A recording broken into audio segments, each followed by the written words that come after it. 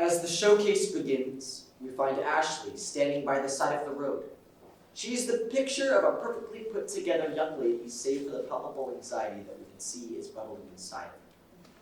She waves frantically at an approaching car.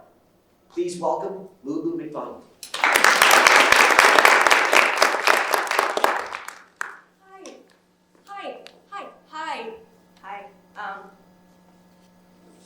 Hi.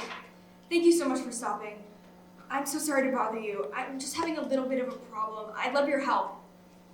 I'm so sorry. I never do this. It's just kind of an emergency. Oh, no, don't worry. It's not the end of the world or anything. I'm fine. It's just... Oh, this is so embarrassing. It's just so hard to ask for help. I'm sorry. Excuse me.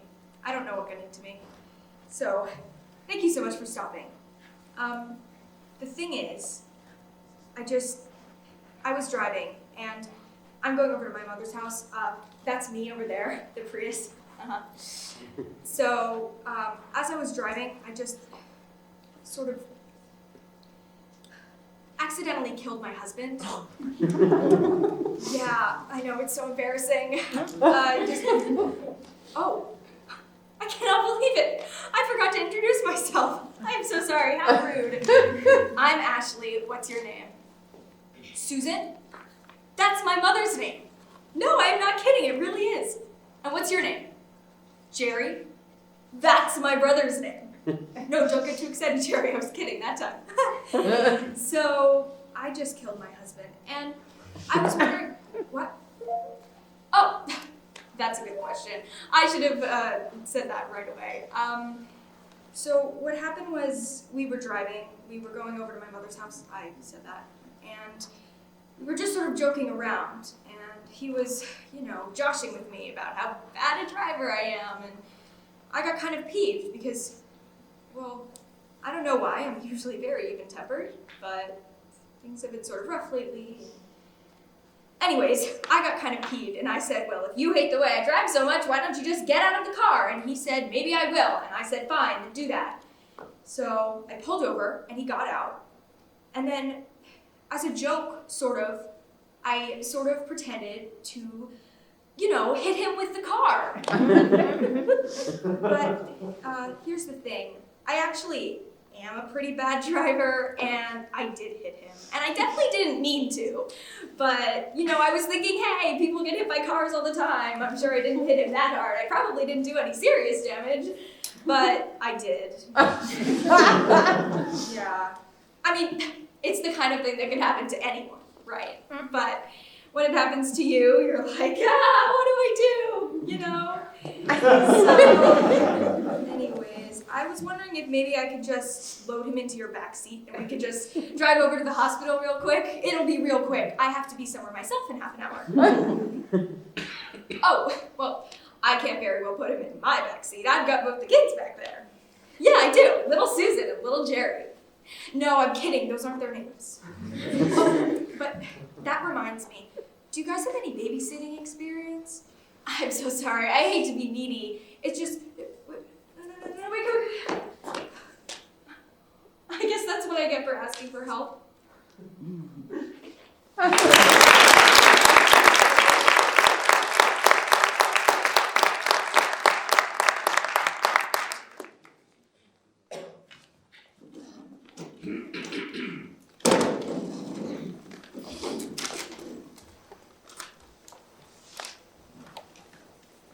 In this scene, we meet Cullum.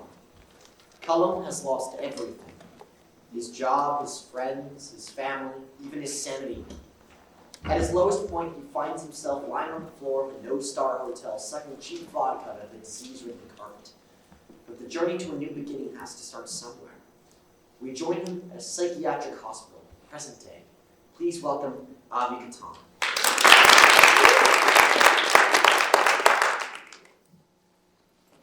name is Cullum, and I'm here. Isn't that enough? This is my first. I don't know what I'm meant to do. Are there rules? The guy in the bed next to me says there are rules, and there are rules. My name is Cullum Ryan, and No, I already said that.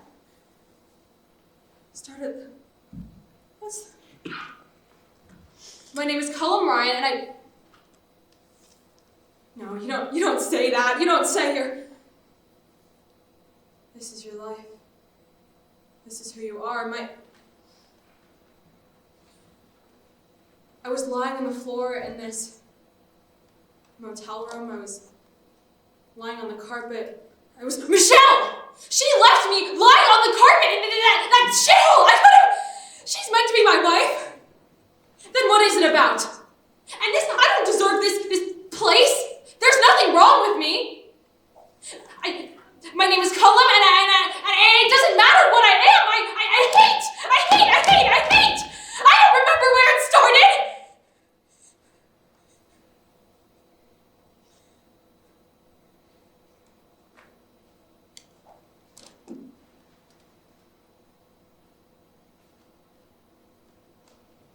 I was in this motel room, lying on the floor. Michelle is holding this piece of mirror. Her hand is bleeding. There's someone in the mirror. He's looking straight at me. I know that face. It's me. And for the first time, right down here, I know. I hate every single fiber of what I am, and the only way to escape that feeling is another drink.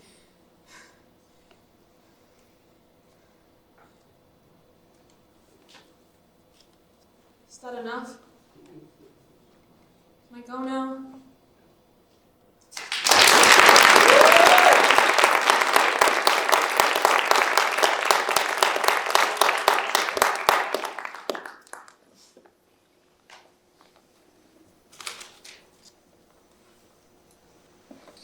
The scene is a summer camp in the middle of nowhere, upstate New York. A group of teenage junior counselors spend 3 life-changing months together as they navigate the complexities of discovering who they are, social hierarchies, and the consequences of their actions.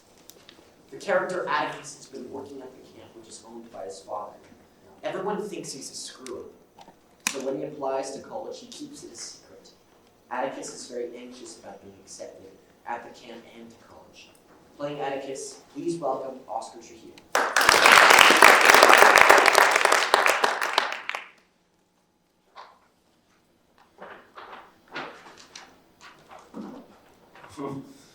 Come on, pick up. Hi! Hi, is this the admissions office? I'm just calling to check in on my waitlist status. I know I'm supposed to hear in the mail, but I figured it'd be easier if I just... Yeah, it's Atticus. Atticus. Right, yes, last name. Radley. R-A-D... You found me? Yeah, great. Sure, I can hold.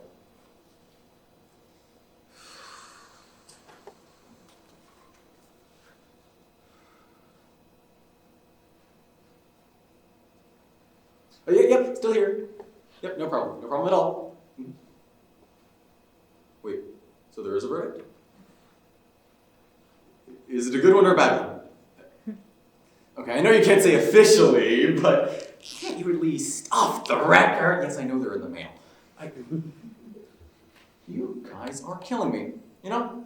All summer I've been waiting and... Thank you, I'm sorry I won't tell anybody.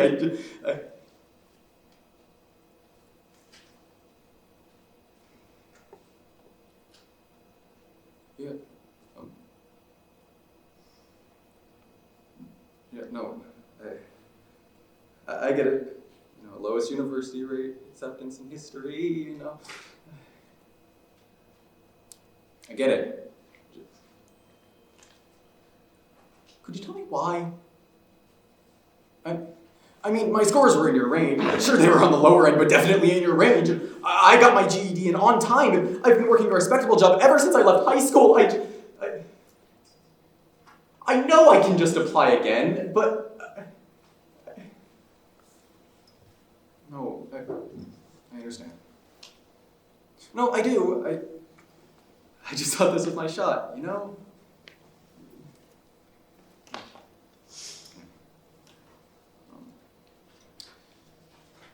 Thank you for your time and your consideration. Yeah.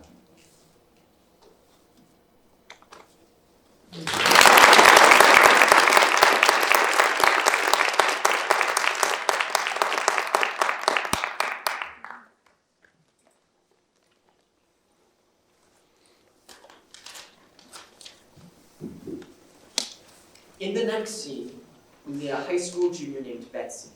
Betsy is attending a party at her friend Margot's house to meet Margot's out-of-town boyfriend, Mike. It's getting late, the party is winding down, but Mike remains a no-show. Betsy is stuck in heaven, a claustrophobic closet with Nerdy waiting for 7 minutes, with whom she says nothing will happen. Trying to be deep, Wade thoughtlessly asks Betsy what the worst time of her life has been. As Betsy, please welcome Alexandra Brill. When I was 10, my dad quit his job so he could find out what he really wanted to do. And it started to look like what he really wanted to do was sit on the TV in his boxers, drinking Diet Right. My mom would come home at 7, and they would fight. I would just be in my room. My mom would yell, and my dad would cry, and then my dad would yell, and my mom would cry, and then my dad would curl himself up in a ball and rock himself back and forth and keep saying the word please over and over again until it didn't even sound like a word anymore, but more a sound an animal would make. I would sit in my closet on a pile of dirty clothes and just bang myself against the door and wait for everything to stop. But it didn't. Sometimes my mom would leave and she wouldn't come back for a few hours or a few days at a time.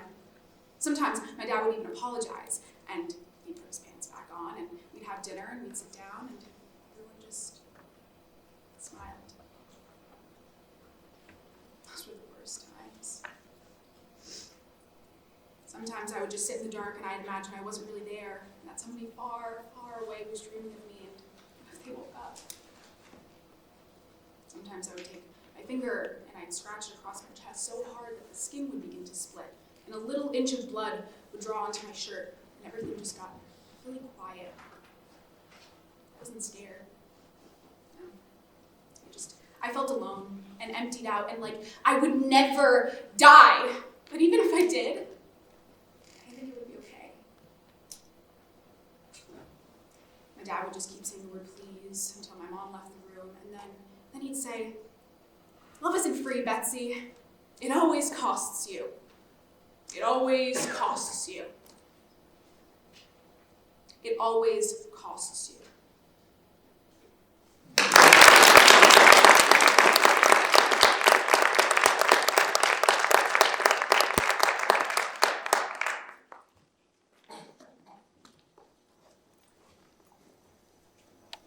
The scene is a small, uninspiring apartment.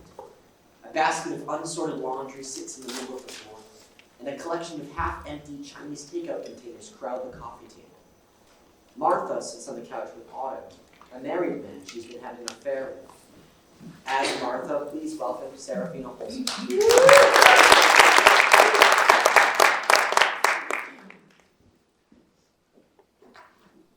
You know what I'd do? If I had my own place? Oh, don't get mad.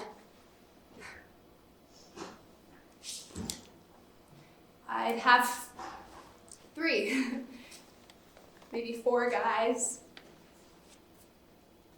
to keep me happy.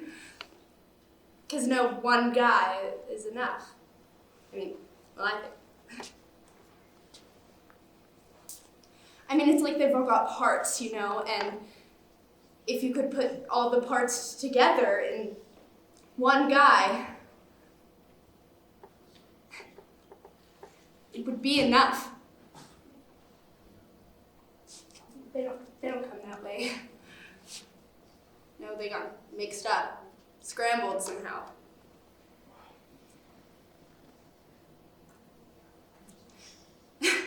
I mean, besides, every guy I've ever been with has had other women. You think I didn't know?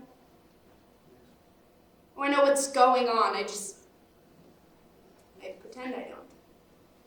Well, I don't know why, I just pretend that's what I do. Well, maybe it's my turn. Right? Maybe it's my turn to use them. And maybe it's my turn to call them out when I'm done with them, and maybe it's their turn to clean up after me. Maybe I'll have as many guys as I want, and they can only come when I call them, when I ring my little bell. What do you think about that?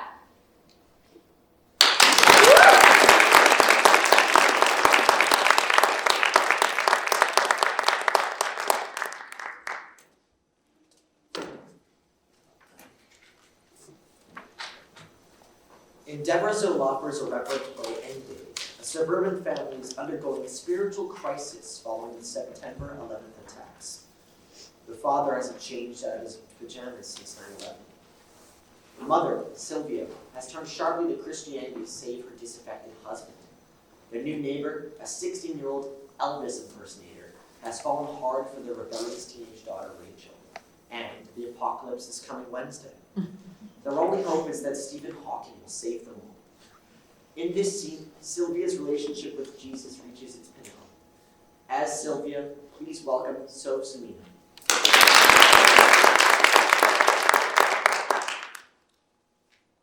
There was a storm. Like tonight. Thunder and explosions. The sky was on fire. I heard screaming. And I was trying to find Rachel and Arthur, but I couldn't. So I prayed that you'd come and take me into your arms and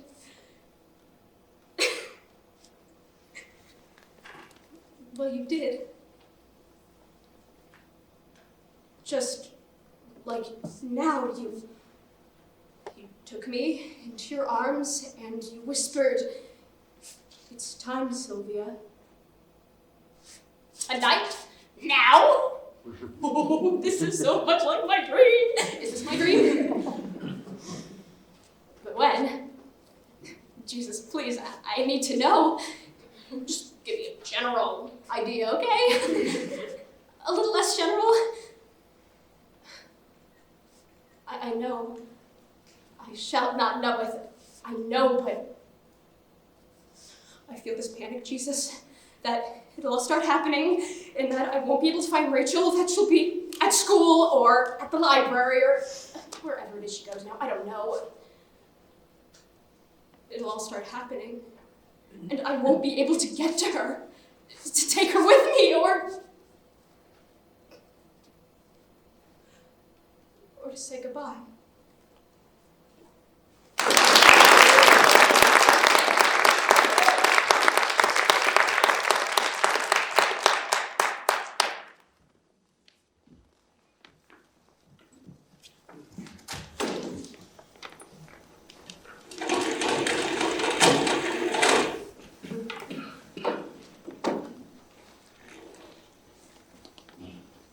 This scene takes place in the morning, in that quiet time before the rest of the family is awake. Janie is in the kitchen. On the table are lunch items, bread, butter, a multi-pack of crisps, that sort of thing. There's a child's lunchbox next to him. Please welcome Emily Soto. She is particular, is our Alice. Only 5, but already knows exactly what she wants. Wakes up, knows what outfit she wants on. Bedtime, knows what book she wants read to her. And for sandwiches, cucumber, ketchup, white bread, crust off. Like I said, particular. She gets that from her dad. Oh no, not me, my husband. Well, she's not getting cucumber and ketchup tomorrow, that's for certain. Sure, she might throw a hissy fit, but it's her first ever day of school. She needs to have a proper lunch to keep her going. So, tuna it is. Lots of iron and fatty acids to keep her going.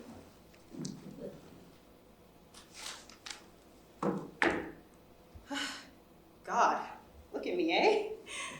Sundays used to be the days of hangovers and come-downs. And if you'd told me then I'd be sitting here now making up a packed lunch for my daughter's first ever day of school, well, I would have pissed myself laughing. Yeah, I never thought about having a family.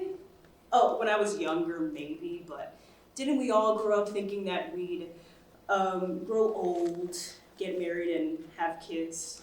You know, back when I thought I'd be able to ignore the whole gay thing and find a nice girl, you know, the normal path. But then coming out it was almost like being gay was like finding out I was infertile. You know, I just gave up on the idea of having children, turned away from that path. There was too much other stuff to worry about. But then I met him, the particular one, and the rest, as they say, is history. Not been easy, though. A whole train of shit. The adoption, you know, the visits, the interviews. He was amazing through it all, obviously. And right when we had explained the most intricate details of our lives to complete strangers for the umpteenth time, he kept me going. I know they need to know all that. It's still tough. But when we brought her home for good, forever, all that stuff just melted away. In its place was this most gut-wrenching, head-to-toe, perfect love. Our Alice. And now, she's 5, fucking 5. Off to school with her Peppa Pig lunchbox. She can't wait. Yeah. I hope it's different for her. Well, school. For me, it was. I'll show my age here, but I went to secondary school in 1988. 1988. Same year, Section 28 got introduced. Do you remember that? I'll save you with all the gory details, but it went as well as you would imagine for a gay kid growing up during that. All the cliches, you name it, I got it. You know, the mean rumors and stolen lunch money and the jabs in the ribs and the F words on the playground. Teachers didn't give a flying fuck. Couldn't say anything even if they wanted to. And parents, no fucks given from them either. If I had a bad day, I'd go to the corner store on my way home from school and get as many penny sweets as my pocket money could afford. And then I'd run back, go straight to my room, and gorge myself on sugar, listening to records. Madonna, Culture Club, whatever I was into at the time. I wouldn't speak to either of them. Mom, Dad, wouldn't even look them in the eyes. And they wouldn't ask me if I was okay either. They just ignored me, and still do. But I told myself I wouldn't be such a parent. Alice will have a different life. Dear Alice, good luck on your first day of school. All our love. Dad and Dad.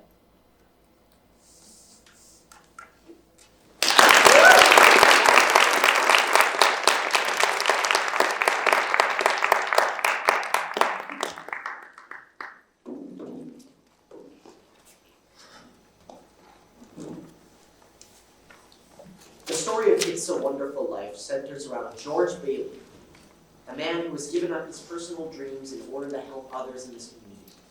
When his father dies suddenly, George postpones his travel to settle the family business, Bailey Brothers Business Building and Mining.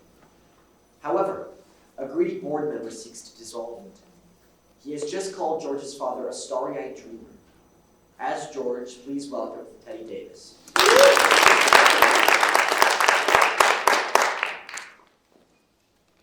Wait a minute, Mr. Potter, just wait a minute. Wait a minute! Now, you're right when you say that my father was no businessman. I know that. Why he ever started this cheap, penny-ante building alone, I'll never know, but neither you nor anyone else here can say anything against his character. I mean, his whole life was... I mean, in the 25 years since he and Uncle Billy started this thing, he never once thought of himself. Isn't that right, Uncle Billy? He didn't have enough money to send Harry to school, let alone me, but he did help a few people get out of your slums, Mr. Potter. And what's wrong with that? I mean, you're all businessmen here. Doesn't it make them better citizens? Doesn't it make them better customers? You said, what do you say just a minute ago? They had to wait and save before they even thought of a decent home? Wait for what? Until their children grow old and leave them until they're so old and broken down that... Do you know how long it takes for a working man to save $5,000? Just remember this, Mr. Potter, that this rabble you're talking about, they do most of the working and paying and living and dying in this community. Was it too much to have them work and pay and live and die in a couple of decent rooms and a bath? Anyway, my father didn't think so. People were human beings to him, but to you, a warped, frustrated old man, they're cattle. To me, you died a much richer man than you'll ever be.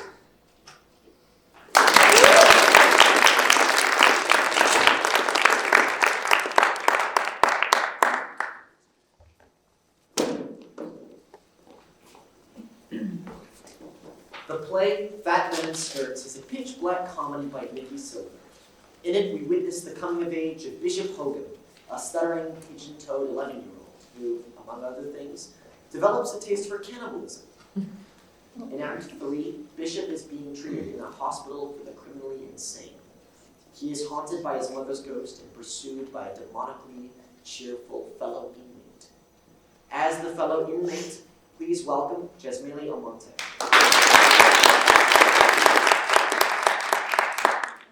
I'm Popo Martin. My friends call me Popo Martin. I'm a paranoid schizophrenic. At least that's what Dr. Nestor says. I think I have Marnie's disease, like Timmy Hedges in that one movie. When I see red, I see red. I have an episode. Well, sometimes it happens and I don't see red, and sometimes I see red and it doesn't happen. But I'm the most popular girl in the hospital. I used to be a cheerleader. I do a cheer for you now, but I don't have my pom-poms. I get tons of visitors. The girls in the squad visit me every Sunday. The boys autograph a football, and my principal sent me a get well note. You ask anyone at school and they say the same thing. Paul Martin is always cheerful. Paul Martin is a natural leader. Paul Martin looks on the bright side of things. Paul Martin has kind words and a bright smile for a sad stranger, which is why everyone was so surprised when it happened. I tried to kill myself. I took 35 sleeping pills out of my mother's purse. I didn't want to smile anymore. Smiling makes my jaw hurt, and whistling makes my head hurt. I want more than anything is to wallow in a hopeless depression, but it goes against my dream. So I try to kill myself. That's why I'm here.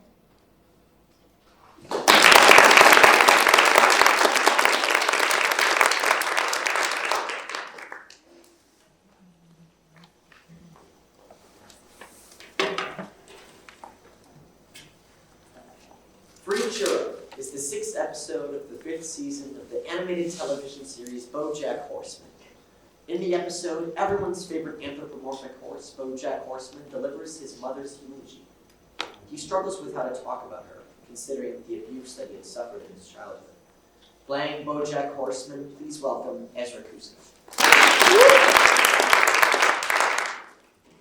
All right, here we are, BoJack Horseman, doing a eulogy. Let's do this. All right, Beatrice Horseman. Who was she? What was her whole deal? Well, she was a horse. She died in 1938, was born in 1938 and died in 2018. One time, she went to a parade, and one time, she smoked an entire cigarette in one long inhale. I watched her do it. Truly a remarkable woman. Lived a full life, that lady, right up until the end, which is now, I guess. Well, it makes you think though, right? Life goes by, stuff happens, then you die. Okay, well that's all I have for you tonight, folks. Tip your waitresses. I'm just kidding, there's no waitress. That really is all I have to say about my mother. No point in beating a dead horse, right? So, actually, the first time I ever performed, it was with my mother. She used to put on these shows with her supper club in the living room, and she would make me sing the lollipop song. Those parties, they were really something though. There were skits and magic acts and ethnically insensitive vaudeville routines. But the big finale was always this dance that my mother did. It was so beautiful. So sad. My dad hated the parties. He'd lock himself in the study and bang on the walls for us to keep it down. But he always came out to watch my mother dance. He'd linger in the doorway, scotch in hand, and watch as this cynical, despicable woman he married took flight. And as a child who was completely terrified of both my parents, I understand that this moment of grace, it meant something. We understood each other in a way. Me, my mom, and my dad. My mother knew what it was like to feel your whole life like you're drowning, except for these rare, brief instances in which you suddenly remember you can swim. But then again, mostly you're just drowning. She understood that too. We all understood each other. All three of us were drowning, and we had no idea how to save each other, but there was an understanding that we were all drowning together.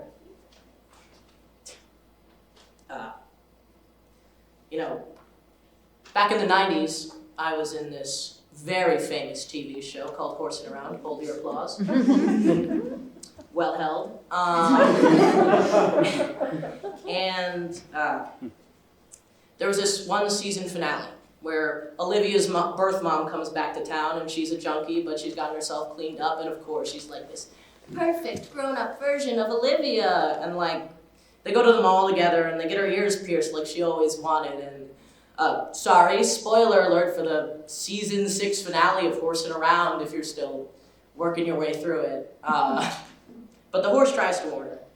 Be careful. Moms have a way of letting you down. But of course Olivia just thinks the horse is jealous, so when the mom says she wants to move to California, Olivia goes with her. And the network really juiced the cliffhanger. Is Olivia gone for good? But of course, because it's a TV show, she's not gone for good.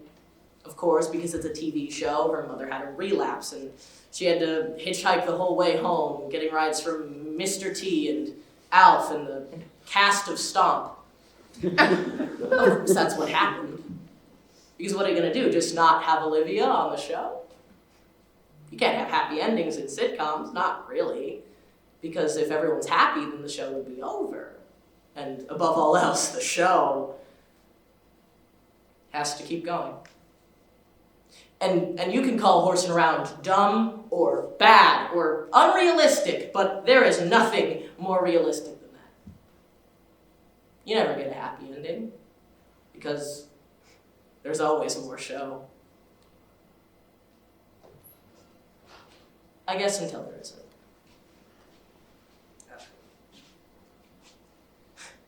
You know the funny thing about both your parents being dead is that it means you're next.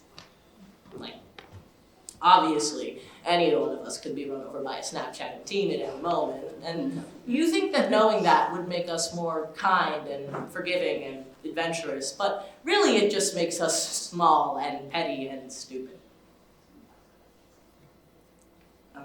Actually, I had this friend, and right when I first met her, her dad died, and I actually went with her to the funeral.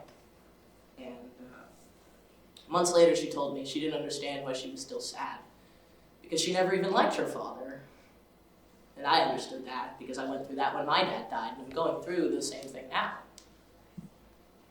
Suddenly, you realize you'll never have the good relationship you wanted, and as long as they were alive, even though you'd never admit it, some part of you, the stupidest goddamn part of you, was still holding on to that chance.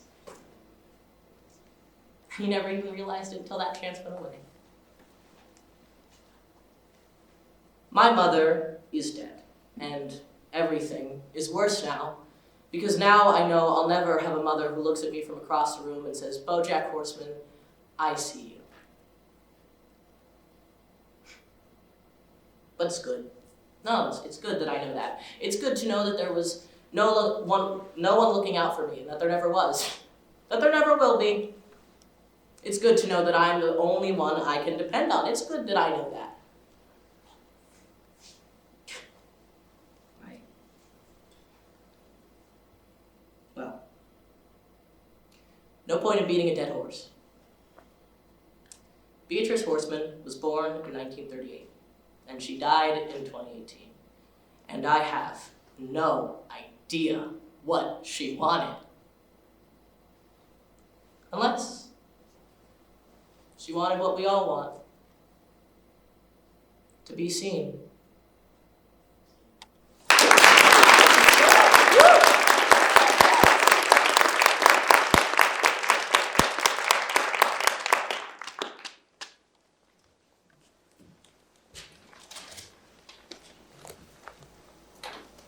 New York City is full of characters. Christopher Duran's absurdist comedy Laughing Wild shows us different perspectives of colorful people trying to live in the chaos of New York City. In Act 1, we meet a character called the Woman, an individual prone to outburst about people she hates, like Mother Teresa. She struggles for peace in her life and wishes that people would understand her unique perspective. As the Woman, please welcome Jasmine Dahl.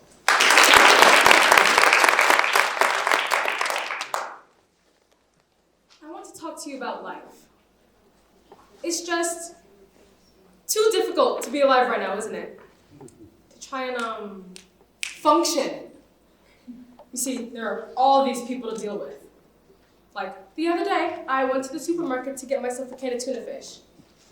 And there was this person standing right in front of where I needed to go. I just wanted to reach around and grab a can of tuna fish. So I waited a while to see if he'd move. But he didn't.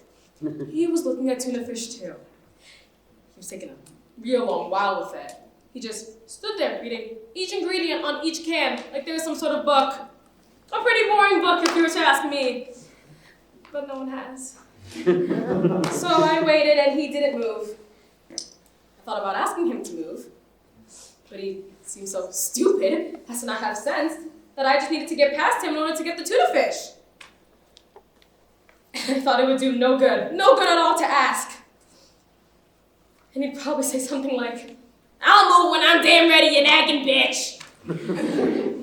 Jeez, and then what would I do? So I started to cry, softly, so as not to disturb anyone. And still, even though I was softly sobbing, this person didn't seem to grasp the fact that I just needed to get past him in order to reach the goddamn tuna fish. People are so insensitive, I just hate them.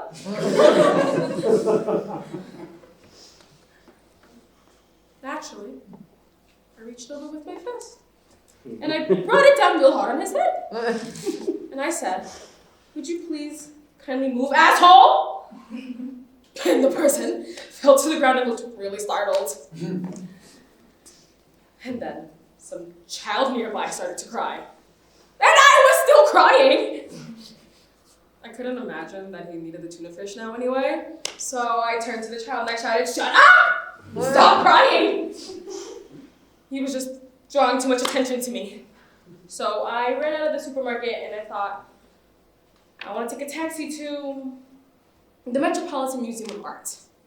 See, I need to be surrounded by culture right now, not tuna fish.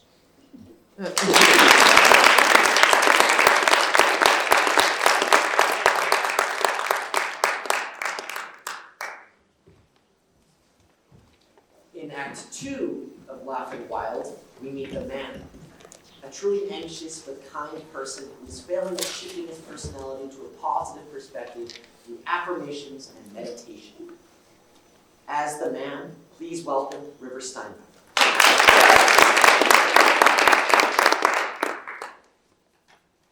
I was in the supermarket the other day, about to buy some tuna fish, when I felt this very disturbed presence right behind me. There was something about her focus that made it very clear to me that she was a disturbed person. So I thought, well, you should never look at a crazy person directly. So I thought, I'll just keep looking at these cans of tuna fish, pretending to be engrossed in whether they're in oil or in water, and the person will then go away.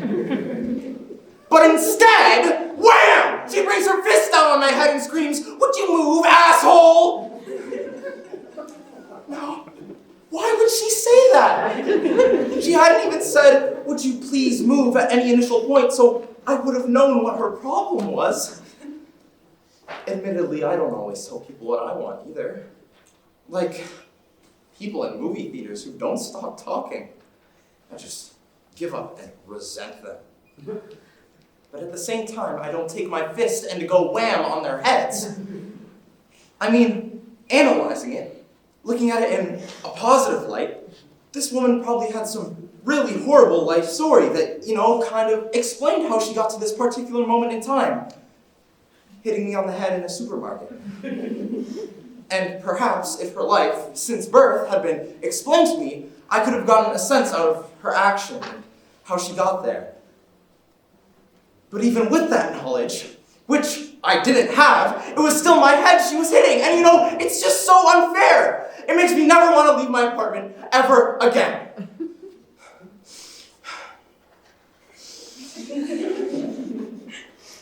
I am the predominant source of positive energy in my life.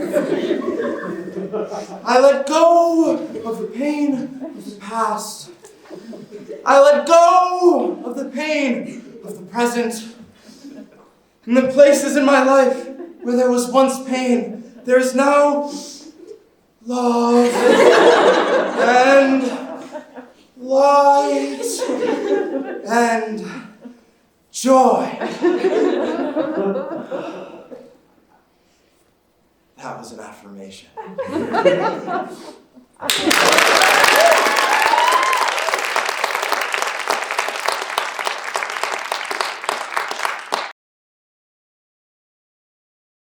Matilda is the story of an extraordinary little girl with extraordinary powers who finds refuge in library books and in creating her own stories.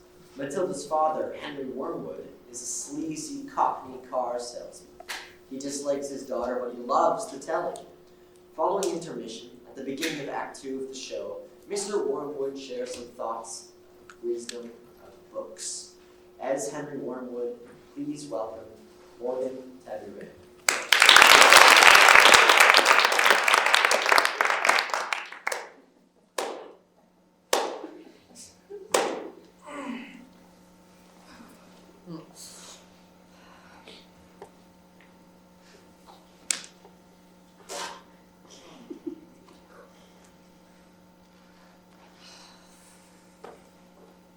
I would like to offer an apology for some of the things that be going on here this afternoon. They are not nice things, and they are not right things. And I would like to say categorically That way, do not want any of the children. Yeah. They might be here tonight watching this to go home and try these things out for themselves, yeah. I am, of course, talking about reading books. It is not normal for kids to behave in this fashion. Oh, it stunts the brain, wears out the eyes, makes kids ugly. Stinky. Oh, sweaty, fatty, Betty, boring, gaseous, and crucially, it gives off verrucas of the mind.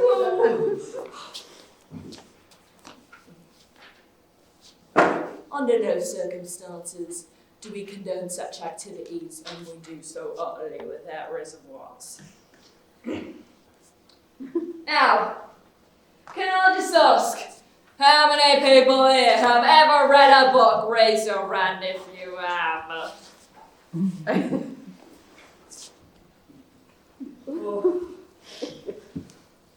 You. What's your name? Jess.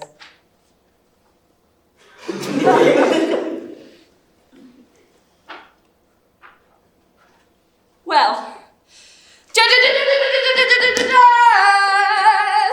don't take this the wrong way, but bookworm, sticky little bookworm, reading all her books like a sticky little bookworm. You read books like a worm, worms read books, worms are stupid, you're a swerm. There. Won't stop her reading, but she'll never raise her hand up on her feet or again, will she?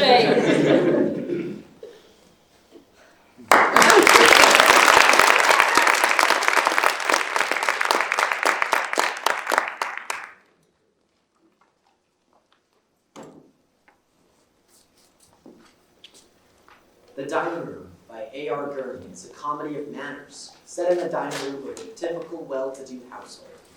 The action of the play is a mosaic of interrelated scenes. Each vignette introduces a new set of people and events, such as a father lecturing his son on grammar and politics, a boy returns from boarding school to discover his mother's infidelity, a senile grandmother doesn't recognize her own sons at Thanksgiving dinner, and, in the upcoming scene, an architect describes her plans for the dining room to a psychiatrist who is thinking about buying this house. Please welcome Claudia Timmons.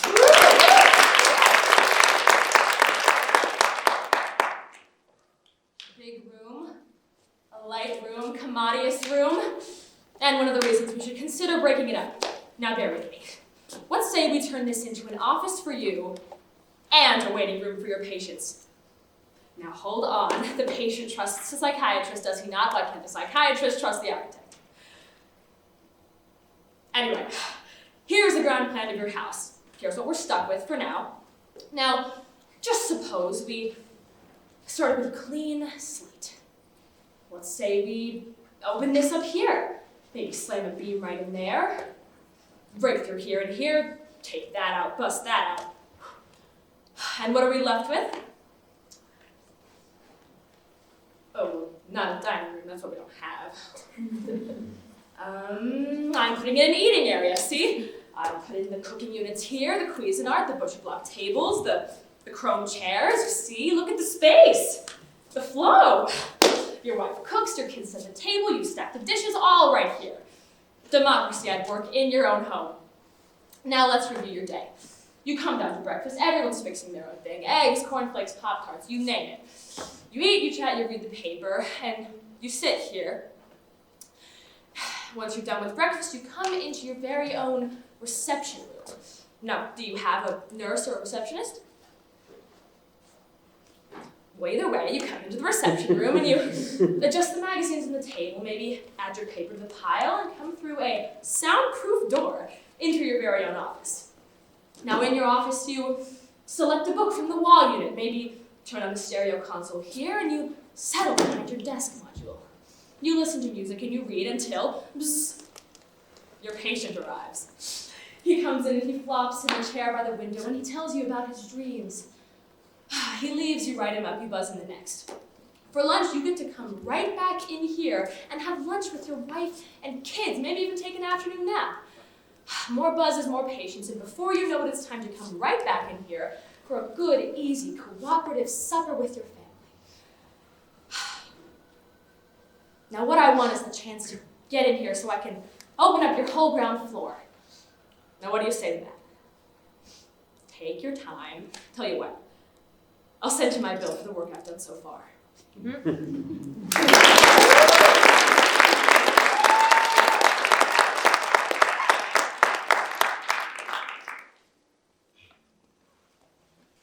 this quiet scene, the 18th century astronomer Le Gentil has returned home after a 6-year voyage to chart the 1761 transit of Venus.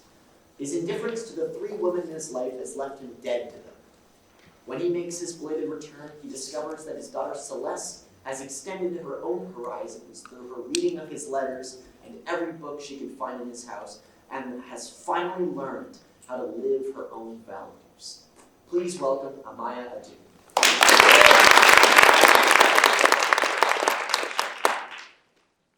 No, I don't do any of it.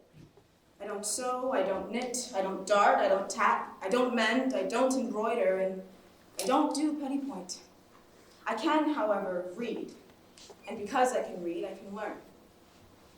Well, I can't travel. You have that advantage over me, but I can read about traveling. I can dream about it. I can imagine what it's like. I've been everywhere with you, you know? Well, you don't know, but I have. I've seen every inch of the seas you've sailed and every island you've set foot upon. I know about how the rain comes sweeping in across the mountains of the Ile-de-France and how the island itself curls up into the ocean like an oyster. I know about the doldrums and the trade winds and the tides. Tides are just so amazing. We've known about them since the days of Alexander, and yet there's so much we don't know. Why, for instance, are there 2 high tides and 2 low tides in some places and just 1 in others? And why is it that the tides of St. Malo rise well above 10 meters, but only a fraction of that in the places you visited? They do. Did you know that? I want to know why. I want to know everything there is to know before I die. You gave me that gift, you know. You pointed me up at the sky and said, "Look!" And when I looked, what did I see? Mirrors. Mirrors reflecting on mirrors, reflecting on mirrors, on and on into infinity. There's so much to know, so much to learn, so much to wonder about. And once you've tasted that wonder, it becomes unimaginable, inconceivable to abandon that sense of wonder for something so straightforward and mundane as a needle and a piece of thread.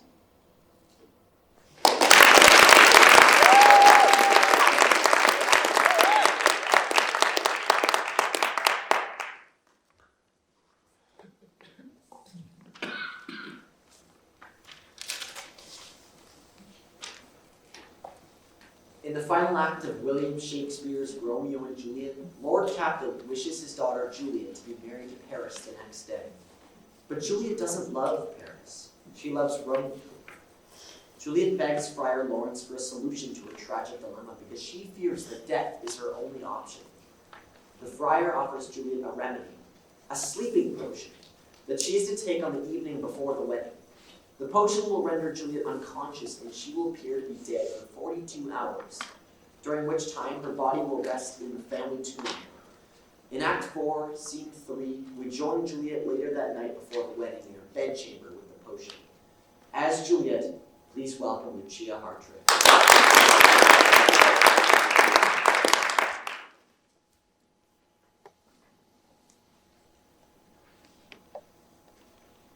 Farewell.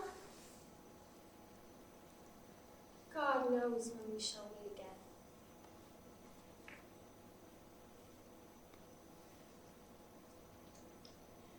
I have a faint, cold fear thrills through my veins that almost freezes up the heat of life. How if, when I am laid into the tomb, I wake before the time that Romeo come to redeem me? There is a fearful point Shall I not then be stifled in the vault to whose foul mouth no healthsome air breathes in, and there die strangled ere my Romeo comes? Or, if I live, is it not very like the horrible conceit of death and night, together with the terror of the place, as in a vault, an ancient receptacle, where for these many hundred years the bones of all my buried ancestors are packed, where bloody Tybalt, yet but green in earth, lies festering in his shroud, where, as they say, at some hours in the night, spirits resort.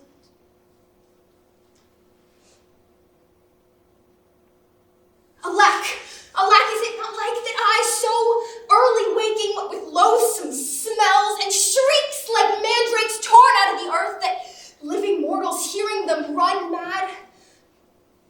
Oh, if I wake, shall I not be distraught, environed with all these hideous fears, and madly play with my forefather's joints, and pluck the mangled Tybalt from his shroud, and in this rage with some great kinsman's bone, as with a club, dash out my desperate brains?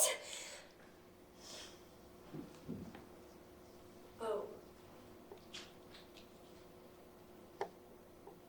Look.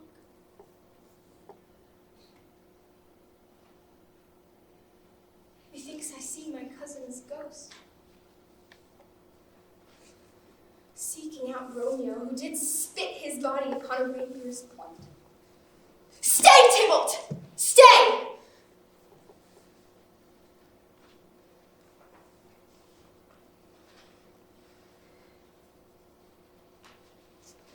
Romeo, I come.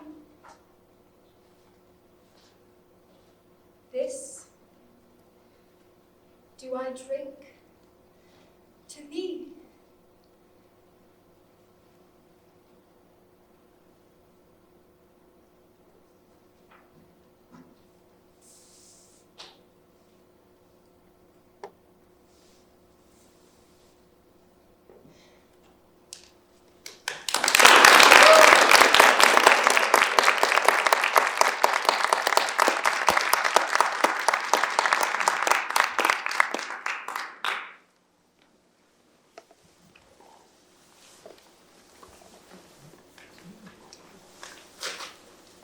The place, the Johnson Theater, that theater for the new city on the Lower East Side of Manhattan.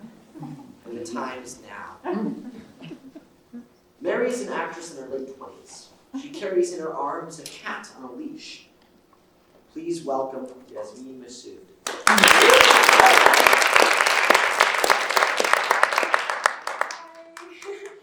Hi, hey, hi. Okay.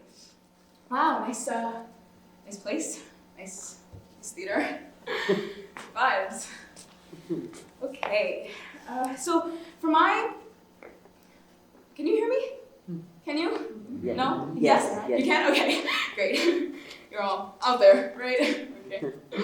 Okay. My name is shit. My name. I forgot my name. Right. This would be construed as craziness. My name is. I forgot my name. Okay. My stage name. You see, I decided to use my new stage name for this audition for luck. You know, it was all very. Look, what do you care, right? Okay. My human role name is Mary Tifter. Tifter? Got it? Okay. Good. Okay. Can you hear me? Everybody, all the way in the back? Loud and clear, Captain Marvel! A-okay! Okay. Well, one more introduction and we're underway. The small person, right there, on my leash, is my cat. Tat. Tifter, Tat. You get it? Look, hey, we're waking up here. We're demonstrating consciousness. Okay. Good. Well, now, you, the imperial you, as part. I, Difter, need a part. We are thus in tune. Synchronicity. So, audition city. Okay. Now, I've got 2 parts prepared for you today. And here's the surprise. I've got 1 classical piece, and I've got 1 contemporary piece. Good? Good. Okay. Now, for my classical piece, I will be taking off all of my clothes. Now, why is this classical? Surely you jest. The body is classical. I mean, it goes all the way back and all the way front. Har har. Okay. Now, in the great traditional auditions, you may stop me at any time. You may stop me 1 second after I start. But, here's the stinger. Bear with me, okay? 1 simple task and I'll be right with you. Nice okay. Stop me at any time. Just yell, "Thank you, Miss Tifter," firm but courteous, and zapparoni. I stop, I nip the string. But, ready? The second I stop my classical piece, I shift imminently into my contemporary piece, which is, full attention now, beating the kitty's head in with a hammer. Yikes! Holy mackerel, is this broad kidding? Well, I wouldn't want to spoil it for you. I don't think she's kidding. So, option A. We will let this poor, desperate, deluded girl debase herself. And I would. No, will be debased. I mean, mortified. No clothes. Here. In front of strangers. Or option B. We yell, "Thank you, Miss Tifter," and watch her clock the kitty. And remember, Miss Tifter is very fast. It will happen in a flash. Kitty Plaza! And haven't we, no, you, actually killed the little puss? Or option C, the second to last option. We can give Mary Tifter the crummy, undemanding, 12-line, 2-scene part, which, let me assure you, any mildly competent, average, workday actress could do while yelling, "You can take this job and shove it!" backwards. Okay, last option. We give her the part now. And then, when she splits, her and her furry hostage, we take it away from her on the basis that she needs psychiatric attention. But if you did that, Mary Tifter would find a Jacobian revenge, kill the feline, and perhaps, disturbing thought, herself, in a particularly garish and oriental manner, right in front of you. Now, she might not have the nerve, but we don't know. We just don't know.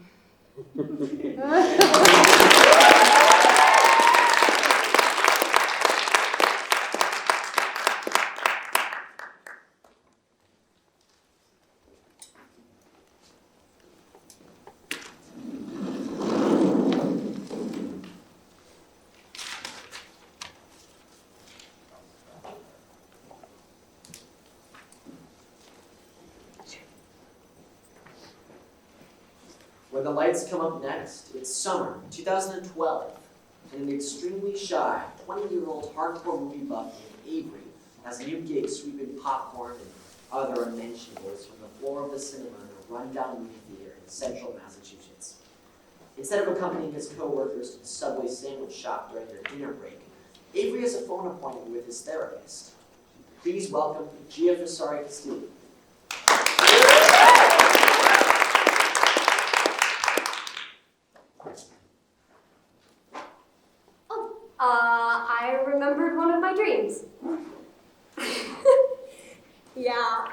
thought you'd be happy about that.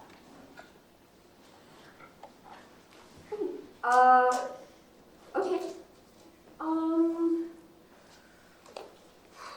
So in the dream, I'm dead. I mean, I've just died, and I'm in this weird room, which is basically like purgatory, and there's a whole bunch of us.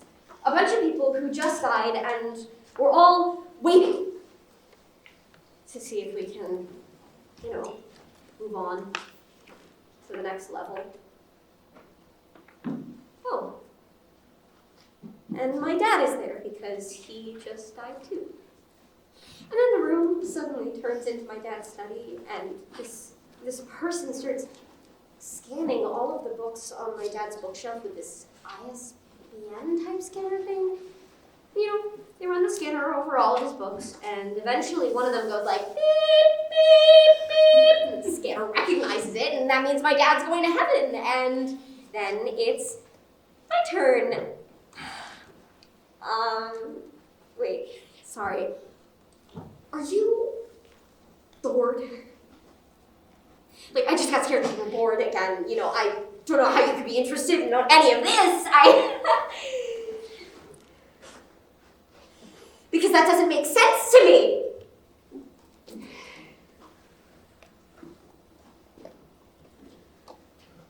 Mm-hmm.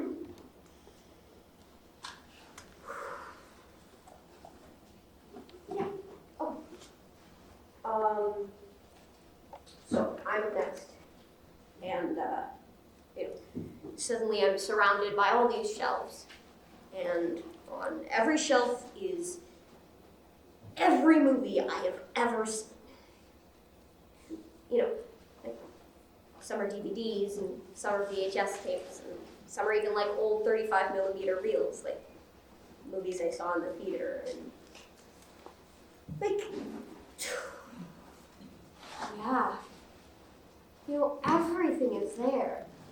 Like The Wizard of Oz, which was the first movie I ever saw. And the old Jim Carrey movies, and the entire Criterion collection.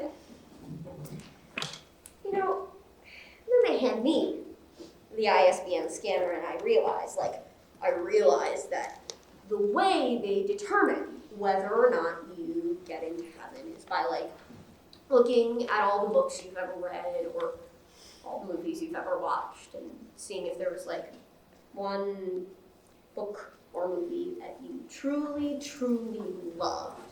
One movie that represents your entire life. I think, okay, this is gonna be fine. I love movies. I've seen all these awesome movies. This is gonna be no problem. So I start running the scanner over the shelves and running over these old kung fu movies I watched in high school, and running over all of Truffaut's movies, and scanner isn't beeping. It's weird. It's not recognizing anything. And I run it over Perrault Lafoy and Barry Lyndon, and I love those movies. And it's not beeping. I start to get nervous. We're going past hundreds of movies, really good movies I really, really love, and there's only a couple shelves left to go.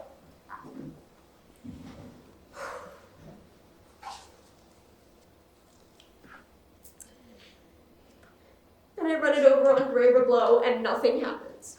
Then I run it over Fanny and Alexander, and I can't believe it, but nothing happens. And then I think to myself, I'm going to hell. I haven't truly, loved or whatever in the right way, and I thought I did, but I didn't, and now I'm going to hell. And then I'm on the last shelf of movies. And at this point, I've completely, lost hope. And, and all of a sudden the scanner starts beeping. And I look at the movie that made it beep. And it's this old cruddy VHS tape of Honeymoon in Vegas. Yeah, it's like this really terrible movie with Nicolas Cage and Sarah Jessica Parker from like 1989, you know. I was obsessed with it when I was 4. It was like, I watched it at my cousin's birthday party, you know. It's a really bad movie. And, you know, I think to myself, wait, you know, it doesn't matter. I'm going to heaven. You know, I must have done something right in my life because I'm going to heaven.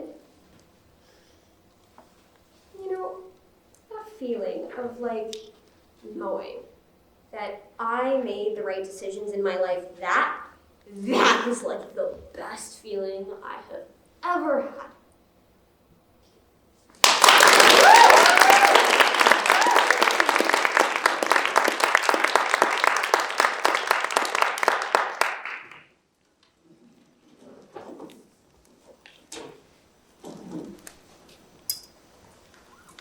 The scene is Brighton Beach, Brooklyn, 1937. 16-year-old Nora and her family live in the crowded home of her Aunt Kate. Nora has been offered a part in a Broadway musical, but her mother refuses to allow her to leave school to travel the show during its out-of-town tryouts.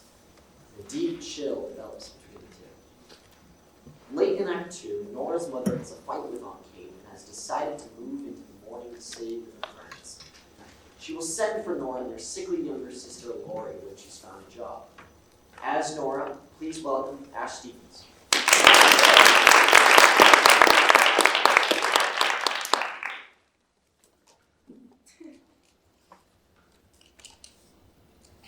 Can't believe it. So, you're saying that it was okay for you to leave us, but it wasn't okay for me to leave you? It was my future. Why can't I have something to say about it? I need to be independent.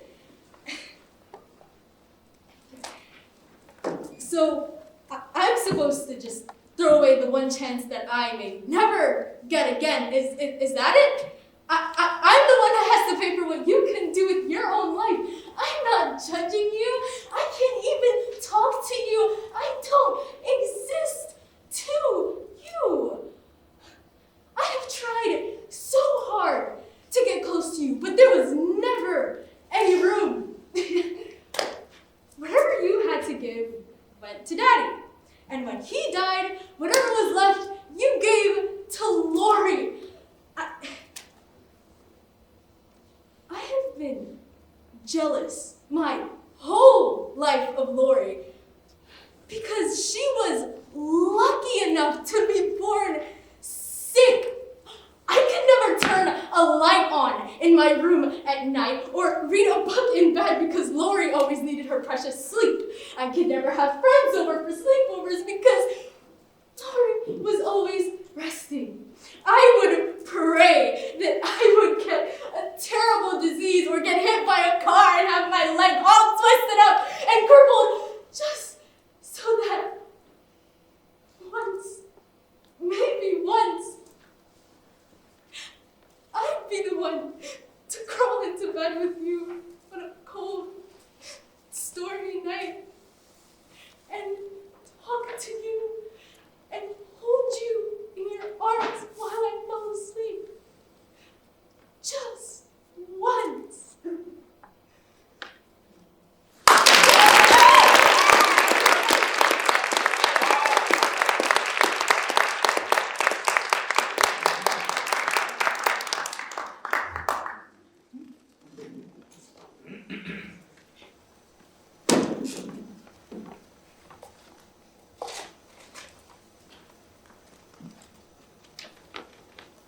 Our next scene takes place in the Wingfield apartment of Tennessee Williams' classic play, The Glass Menagerie. Tom Wingfield has invited his co-worker Jim to dinner so he can meet his sister Laura. Their mother, Amanda, is determined to marry her off. Laura's insecurity is revealed as she tries to persuade her mother to leave her be. Laura seems to find strength in this moment to stand up to her mother. As Laura, please welcome Catherine Hardy-Husband.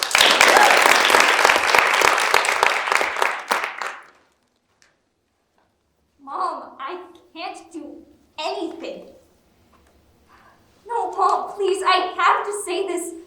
I can't go outside these walls. There's just too much pain. I could feel everyone staring at me, staring at this. The noise it makes, it's just so loud. That's why I dropped out of high school. I could feel everyone's eyes staring at me. Heard all the giggles they tried to suppress as I clomped and limped down the hall, especially when I would enter the choir room. Jim would never want to be around me again. Sure, we talked sometimes, but he wouldn't want to be around me any more than those few occasions. Not around the limping girl who makes such a racket. Nobody would want to be near me. So I tuned out from the rest of the world before it could cause me any more pain than I've already suffered. And it seems that whatever crippled my leg, yes, Mom, you might as well admit that I'm crippled, has crippled the rest of my being throughout time. It seems I just got worse and worse at school, and then at business college in that confined typing room. That quick clacking of keyboards surrounded me as I stumbled and fat-fingered all the letters. It felt as if the professor was breathing down my neck, silently mocking me as I continued to fail.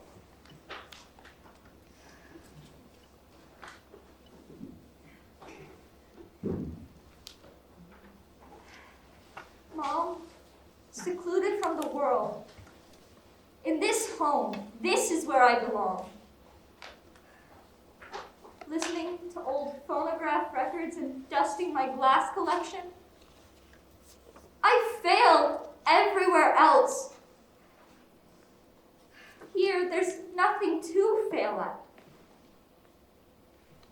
I can't see Jim. It would only result in the ultimate failure, rejection from the only person I've ever loved. Mom, I can't just have dinner without me. Please, Mom.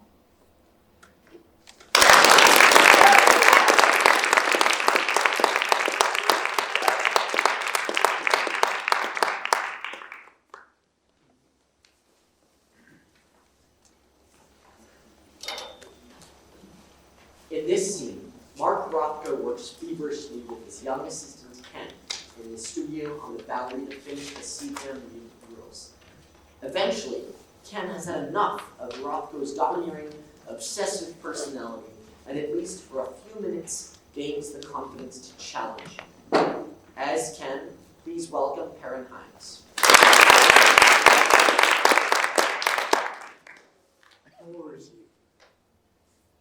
Bores you, Christ almighty, try working for you for a living. The talking, Jesus Christ won't ever shut up. Titanic self-absorption of the man. I mean, you stand there trying to look so deep when you're nothing but a solipsistic bully with your grandiose self-importance and your lectures and arias and your, let's just fucking look at the canvas for another few weeks. That's not paint, let's just fucking look. And the pretension. Oh, Jesus Christ, the pretension. You know, I don't think there's been a painter in the history of art who's tried so hard to be significant. You know, not everything you do has to be so goddamn important all the time. Not every painting has to rip your guts out and expose your soul. Not everyone wants art that actually hurts. I mean, hell, sometimes you just want a fucking still life, or a landscape, or a soup can, or a comic book, which you might actually learn if you ever left your goddamn hermetically sealed submarine here with all the windows closed and no natural light because natural light isn't good enough for you. But then nothing is ever good enough for you. Not even the people who buy your paintings. Museums are nothing but mausoleums. Galleries are run by pimps and swindlers, and art collectors? Oh, they are just shallow social climbers. So who is good enough to own your work? Anyone? Maybe the real question is, who's good enough to even see your work? Is it just possible that no one is worthy of viewing your paintings? That's it, isn't it? We have all been weighed in the balance and have been found wanting. You say you spend your life in search of real human beings. People who can look at your work with compassion, but in your heart you no longer believe those people exist. So you lose faith. So you lose hope. So black swallows red. My friend, I don't think you would recognize a real human being if they were standing right in front of you.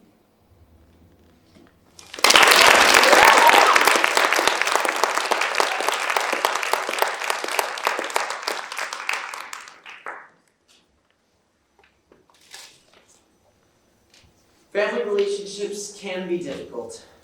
The traveling vaudeville and nightclub circuit is no exception. Our next performer comes to us following a 2-week engagement at the Pantages Theater in Cleveland. Please give a hand to Ernesto the Magnificent.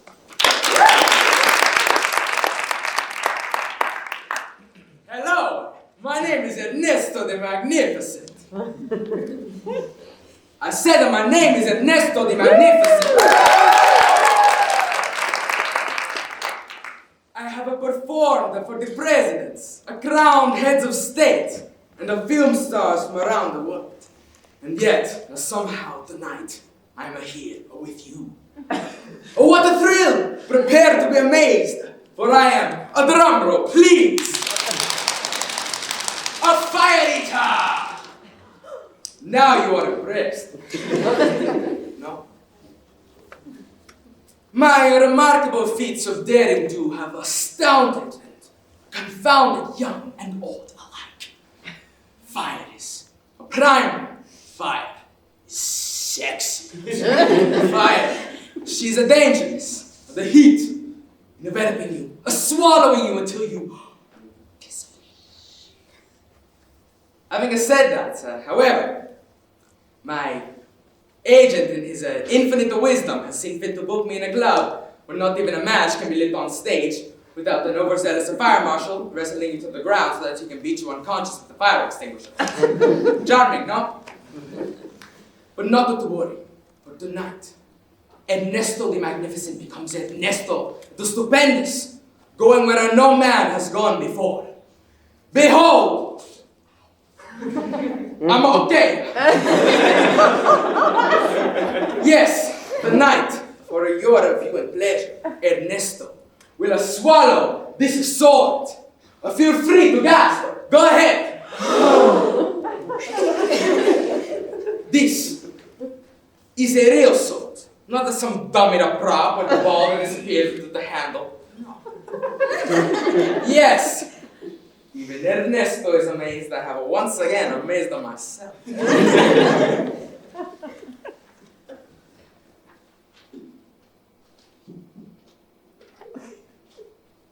I should point out that Ernesto the Fearless has never actually done this act. But I have been cheating death my whole life, so I'm not afraid. For what is there to fear but fear itself? A very great man once said that, yes he did. A very, very great man.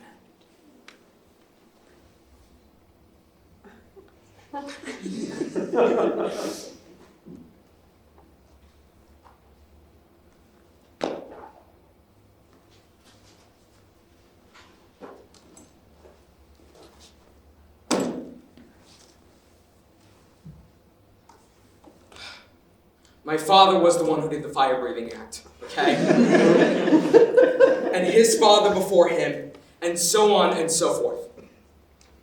This is my legacy, no matter if I wanted it or not. Imagine being born and being given a book of matches and being told, "That's it, kid. That's your lot in life." Maybe I didn't like fire.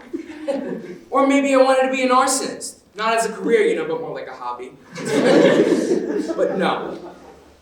No choice for Ernesto. God, I hate that. First time I did the act, I was 8 years old. The novelty of having a child fire eater. What won't they think of next? It was a beauty pageant. First my grandfather came out, then my father, and I were saved for last. On stage with 50 of the most beautiful girls from the United States. I brought the flame up to my lips, hands shaking, sweat pouring off me. And at the worst possible moment, I get a sneezing attack. I didn't swallow the fire, no, I spit it out. And all of a sudden, all these girls with their overplayed, moosed and gelled hair are going up like Roman candles. I mean, it was like Dante's Inferno had an evening gown competition. Red and blue states running amok, crashing into each other, while I continued unable to control my sneezing. Until, like an asthmatic dragon, only faint sparks remained to punctuate my fiery development. My father and grandfather were finally able to get close enough to me and began beating me right on stage. It's called fire eating, not fire belching. You've ruined us. And all I'm thinking is, I'm sorry.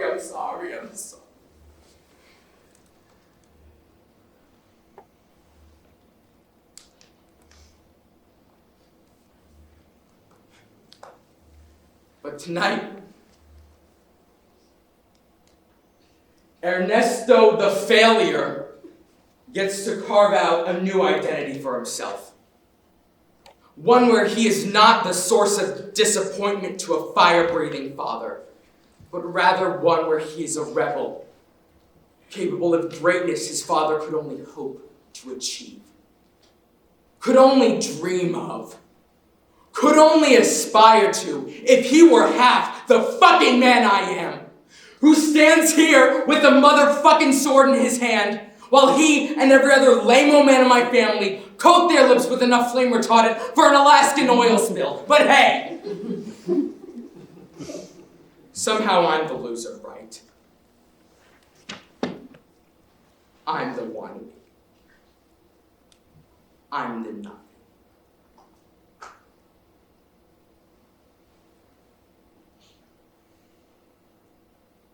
Please, forgive Ernesto. Sometimes I am reminded of why I envy orphans, no? So please, welcome Ernesto, his own man. Remember, whatever doesn't kill us only makes us stronger. Or is it that whatever doesn't kill us only leaves us a scar for life? No matter. Okay, Dad, top this.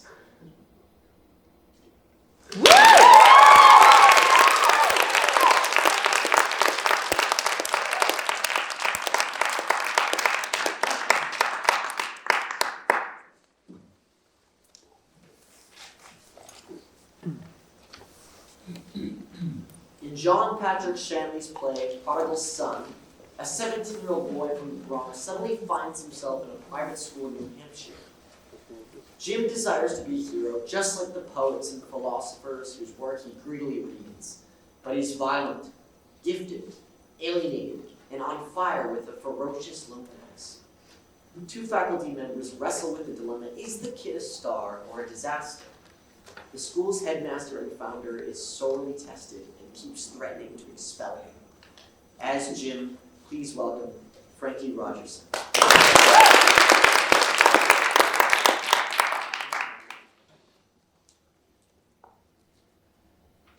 But why is it your school? Why am I in the wrong? Why do I have to listen to you when you have zero to say? Is it because I'm young? All my life, I've been young, so I never get a turn. This school is lost. If you ask me, you're lost, but everybody's looking at me. You know? Like I'm the one. What, like I should change? Why should I change? I haven't even gotten to find out who I am, and now you want me to change? That's crazy. That you tell me I'm bad before I even get to be anything. What the hell is that? Original sin or something? I read Plato, all right? I read Plato on a park bench in the Bronx. And let me tell you something. Plato wasn't afraid. Diogenes wasn't afraid. Socrates wasn't afraid. They were men. Why are you the headmaster and I'm the student? Do you understand? I have to earn your respect, but you don't have to earn mine. What is that? It's you that wants the A before I even start. But when I say I want the same thing, I'm nuts, right?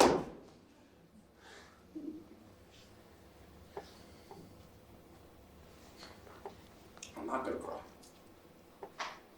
I'm gonna find my place in this world. And you count on it, because this miracle for me, but not because of you. Because somebody, Mr. Hoffman, finally saw me! And more than that, Louis,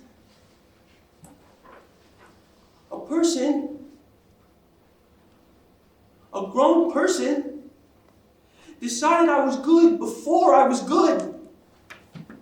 And you want to throw me out of that? I want to tell you something, Mug. I've never met your God. And I don't want to.